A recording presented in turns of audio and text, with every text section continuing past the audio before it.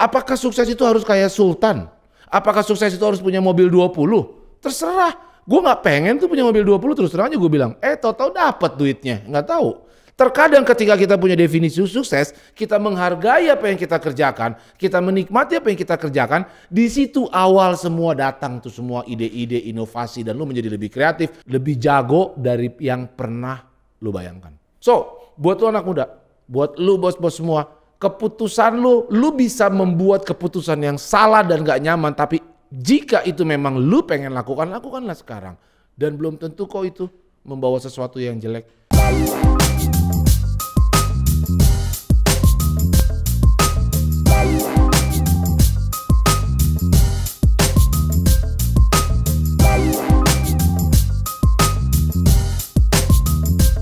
Halo bos, gue di umur yang sekarang nih gue suka menulis tentang diri gue waktu muda dulu.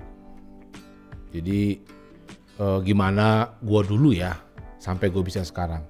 Dan ada banyak hal pelajaran yang gue atau pengalaman yang udah gue laluin sampai umur sekarang yang akhirnya sekarang gue tahu, oh iya ya ini pelajaran yang bisa diambil.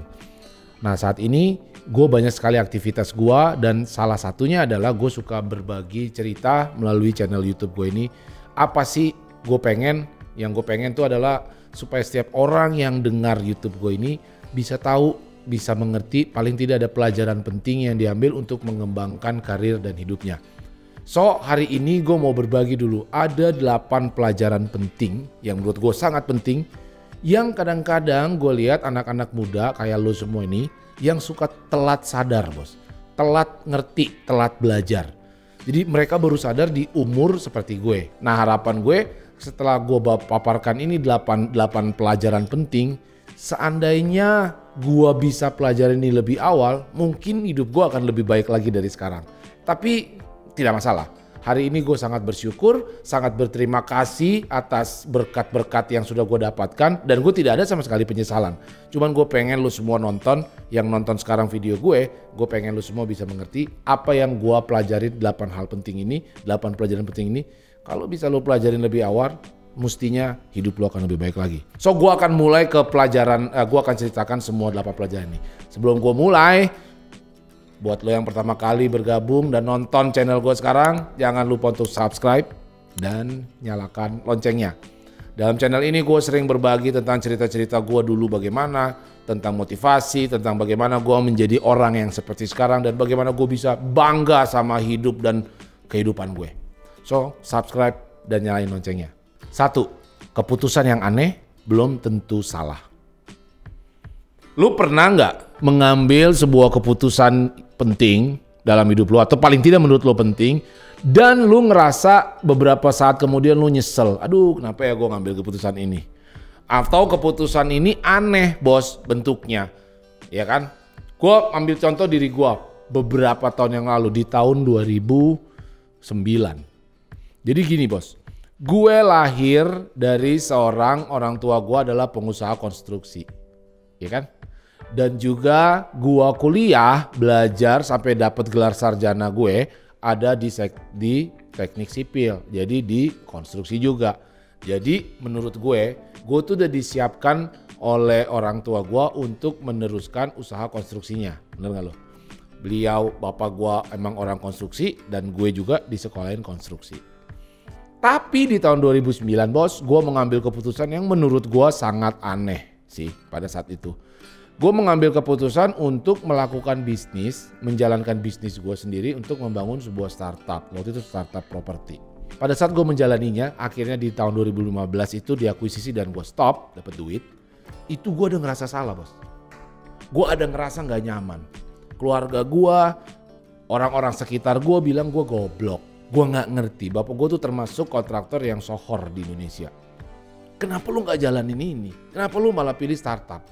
Dan itu gue ngerasa nyesel banget. Makin hari makin panjang makin nyesel. Makin gengsi gue gede bos. Ya kan? Gengsi gue gede untuk balik ke usaha bapak gue. Nah pada akhirnya di 2015 itu dijual. Dan semuanya kaget. Jangankan orang lain bos, gue sendiri juga kaget. Kok ada orang yang mau beli web gue ya, startup gue ini ya, dan gue dapet duit. Dari sini apakah keputusan gue itu pada saat itu benar atau salah atau aneh? Terserah. Bisa saja ada orang bilang aneh, bisa saja ada orang bilang oke atau berani atau tanpa perhitungan, terserah. Tetapi gua mau ngomong sama lu bahwa keputusan pun yang kelihatannya pada saat itu kalau nggak kejual ya jadi salah bos. Even itu nggak kejual belum tentu itu salah loh. Jadi lu mungkin ada keputusan-keputusan yang pengen lo ambil sekarang anak muda. Lu pengen ambil sekarang keputusan anak muda.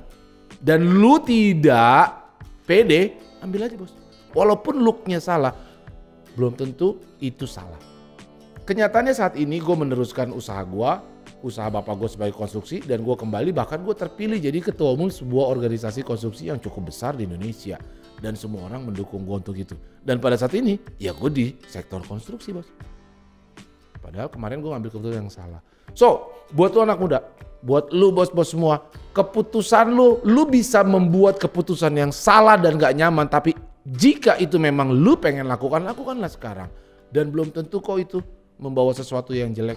Apa pelajaran yang penting dari itu? Saat ini gue menjadi seorang ketua umum yang unik bos. Karena gue akan menjalankan organisasi gue ini dengan ada sense digitalnya. Dan itu kepake di bisnis gue sekarang. Bagus bukan? Bagus dong. Gue udah belajarin itu sampai 12 tahun. Sekarang gue akhirnya bikin YouTube juga. Berapa tahun tuh gue tuh di digital. Dan hal itu terpakai kok di usaha konstruksi gue sekarang. So buat lo, keputusan yang menurut lo aneh, yang menurut lo salah, belum tentu salah bos. Kerjain aja. 2, investasi yang benar adalah investasi diri sendiri. Gue ngelihat sekarang anak-anak muda udah ngerti, udah jago, udah hebat. Mereka sudah berpikir untuk investasi. Tapi bentuk investasinya itu mereka ngarepinnya begini, duduk-duduk dapat duit.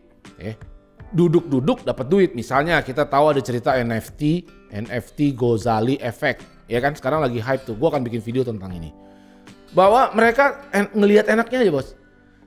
Di mana-mana orang nyari bentuk investasi adalah bagaimana supaya gue bisa invest uang gue dan uang gue bertumbuh. Kan begitu. Jadi mereka kan menghitung-hitung resikonya ada nggak, resikonya bagus nggak, ini uang gue bertumbuh nggak, dan seterusnya. Mereka pengen investasi tapi kebanyakan perhitungan dan maunya langsung untung. Gue kasih tahu satu hal investasi yang pasti menguntungkan adalah investasi ke diri lu sendiri bos. So kalau saat ini lu belum tahu lu mau pakai NFT kek, atau lu mau pakai Bitcoin, atau lu mau emas, saham, trading. Kan sekarang suka anak-anak muda main-main trading. Lu nggak tahu yang mana, investment lah ke diri lu sendiri. Bagaimana, apa bentuk-bentuk investment yang ke diri sendiri bang? Misalnya bagaimana meningkatkan skill lu. Kalau lu bisa memasak, lu suka masak, bagaimana meningkatkan skill masak lu. Kalau lu suka digital advertising, bagaimana meningkatkan digital lu. Kalau lu suka desain, bagaimana meningkatkan desain lu. Apalagi investasi ke kesehatan lu. Supaya badan lu sehat, bugar, supaya otak lu bener. Ya, itu satu bentuk investasi. Terus apalagi investasi waktu ke nongkrong sama orang-orang yang maju. Oh, itu investasi menurut gue itu kan ngabisin waktu bos. Daripada lu duduk-duduk ke gamer-gamer yang cuman main game untuk having fun, mendingan lu berkumpul sama gamer-gamer yang cari duit dari main game, dari streaming. Lebih bagus bukan? Investasi waktu lu ke orang-orang yang tepat. Terus investasi ke pengalaman. Pengalaman. Lu pengen banget jadi seorang desainer. Tapi ada kesempatan nih kerja di kantor orang tapi gajinya cuma 3 juta atau UMR bos. Ya masukin aja. Karena itu pengalaman bos. Itu investasi lu. Anak-anak muda, bos-bos, semua ini. Jangan langsung maunya investasi itu langsung yang namanya bentuk investasi itu emas lah ini di mana lu nggak tahu. Lu sekarang punya duit, punya waktu, ya lu coba dong. Ya, investasikan ke hal-hal yang bagus. So investasi yang paling benar dan rendah sekali resikonya dan pasti bagus adalah investasi ke diri sendiri. Ini pelajaran penting bos. 3, mengucap syukur. Ya, itu pelajaran penting bos. Gue sering lihat orang-orang begini. Dia fokus sekali untuk memperbaiki hal yang jelek dari dirinya. Ya. Kadang-kadang hal itu benar. Tapi terkadang malah bikin lu terus-terusan terlalu keras sama diri lu. Apa sih? Kenapa begitu? Coba lu rubah Mungkin lu goblok, mungkin lu ada kurang di pekerjaan ini. Tapi coba deh mulai start hari lu tulis 3-5 hal yang bagus di dalam diri lu. Yang lu berterima kasih, bersyukur atas apa yang lu lakukan. Coba deh, oh ya gue bersyukur karena gue masih bisa beli kopi kekinian. Oh gue bersyukur karena gue dapat kerjaan. Start your day, ditulis 3-5 hal yang sudah lo dapati dan lo bersyukur. Dengan belajar bersyukur ini akan mengubah mindset lo, Mas. Akan mengubah hati lo, akan mengubah cara gerak badan lo, cara berpikir, dan akhirnya mengubah segala hal. Dan itu sangat impact sama kehidupan lo. Coba deh, bersyukur, mengucap syukur. 4, bantulah orang yang emang mau dibantu. Gue demen bantu orang. Gue seneng, banyak sekali bang, gue pengen ngebantuin temen gue nih kasihan. Bang, saudara gue nih begini kasihan.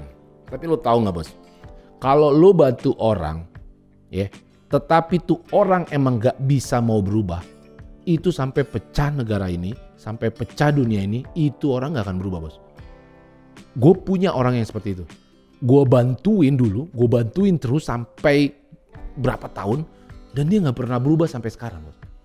So, buat gue keinginan membantu itu bagus. Tetapi kita coba pikirkan, bantulah orang yang memang layak dibantu. Orang tidak bisa lo rubah. Orang harus berubah karena kemauan dalam hatinya. So bagaimana bang kalau ada orang-orang yang memang gak layak dibantu tapi gue pengen bantu. Lo bisa bantu dengan memberi contoh. Dengan menjadi inspirasi buat mereka.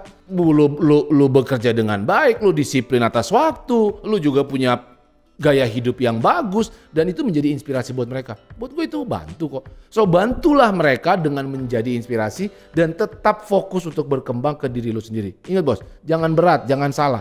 Bantu orang yang memang mau dibantu. 5, lebih baik kita sendiri daripada dikelilingin lingkungan yang sampah. Kadang-kadang anak-anak muda, kadang-kadang orang-orang gue lihat gini, aduh gue gak enak bos sama dia bos. Dia udah ngajakin, dia udah teman gue ada 25 tahun. Dia ngajakin gue nongkrong gak enak. Itu banyak banget anak muda kayak gitu tuh.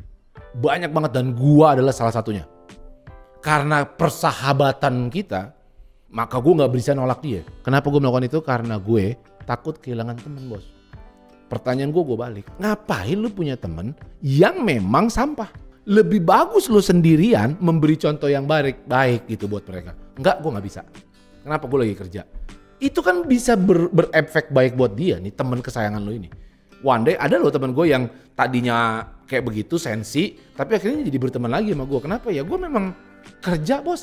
Gue punya hidup, I have life to do. Gue punya hidup yang harus gue jalanin. Gue punya tanggung jawab yang harus gue kerjain. Gue punya mimpi yang harus gue capai. So lebih bagus sendiri. Percayalah bos, orang-orang yang mengerti bahwa lu memang sedang do something for your life, melakukan sesuatu buat hidup lu, orang-orang itu akan datang lagi bos. Dan lu malah berteman sama orang-orang yang bagus. So buat gue lebih pilih sendiri gak punya teman dibanding gue dikelilingin sama teman-teman yang sampah. 6, kompetitor lo adalah diri lo sendiri. Ini kadang-kadang gue juga dulu begini. Gue lulus kuliah telat. Terus gue lihat orang lain bos. Gila, temen gue udah bisa jabatannya ini, temen gue udah bisa begini, temen gue udah bisa begitu. Gue kok belum.